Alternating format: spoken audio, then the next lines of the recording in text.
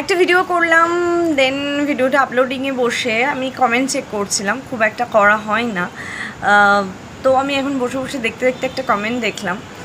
কেউ একজন আমার লাস্ট ভিডিওতে বলেছো যে তার বাড়ির নিচে, ফ্ল্যাটের নিচে একটা পাগলি থাকে, তাকে 3-4টে কুকুর মিলে এভাবে চাটে।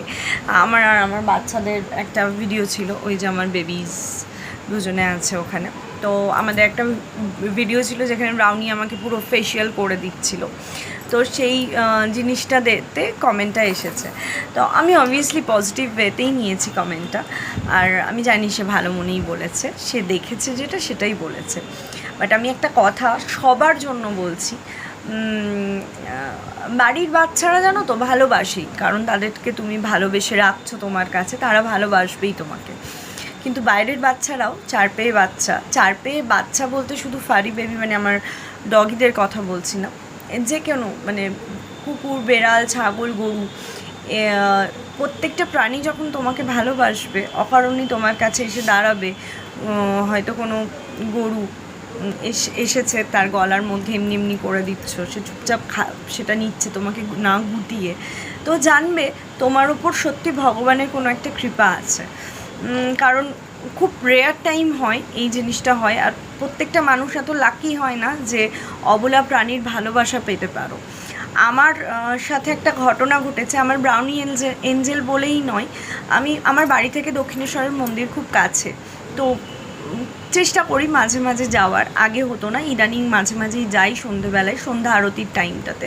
তো সন্ধ্যা আরতি হচ্ছিলো আর আমি বসেছিলাম, আর আমি জানি না কোনো মন্দিরে গেলেই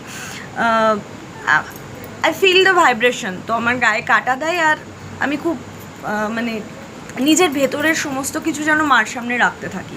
তো আমি চোখ বন্ধ করে ওইভাবে আমি কাঁদছিলাম।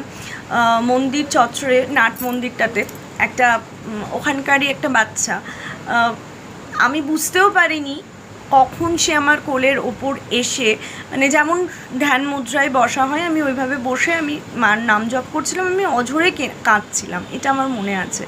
ও এসে বসেছে, শুয়ে পড়েছে, এবার আমার যখন পাটা ঝিনঝিন করছে, ও যখন মুভমেন্ট করছে, তখন আমি ফিল করতে পেরেছি আমার কোলে কেউ এসেছে। তো আমি চোখ খুলিনি, আমি এমনিই ছিলাম। তো আরতি শেষ হওয়ার পর যখন উঠি, তখন চারপাশে সবাই বলছে তোমার কোলে অনেকক্ষণ থেকে ও এসে বসেছিল, কোথা থেকে হঠাৎ করে কোথা থেকে এলো, এসে তোমার কোলেই বসেছিল। এবং আমি যতক্ষণ ওখানে ছিলাম, প্রণাম করলাম, ও আমার আশেপাশেই ঘুরছিল, তারপরে লাস্টে ওকে আদর করে এলাম। তো আমার সাথে এরকম অনেক ঘটনা ঘটে। আমার বাড়ির বাচ্চারা তো আমাকে ভালোবাসবেই, রাস্তার যে সমস্ত বাচ্চারা থাকে তারাও আমাকে এতটাই ভালোবাসে। সো আমি ফিল করি আমি নই, আমার মতন যতজন মানুষ আছে